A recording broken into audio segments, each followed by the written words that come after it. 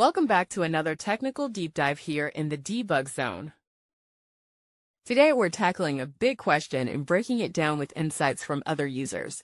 Hopefully this clears up some misconceptions and helps you get the answer you need. So buckle up, stay a little curious, and let's jump right in.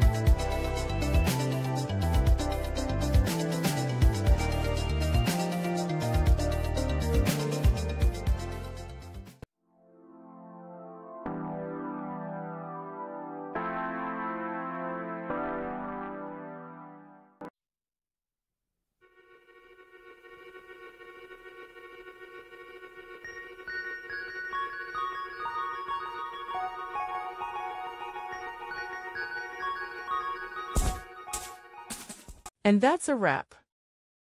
I hope you found the answer you were looking for. If you did, take a second to hit that subscribe button. It really helps out. And let me know in the comments which solution worked best for you. See you next time in the debug zone.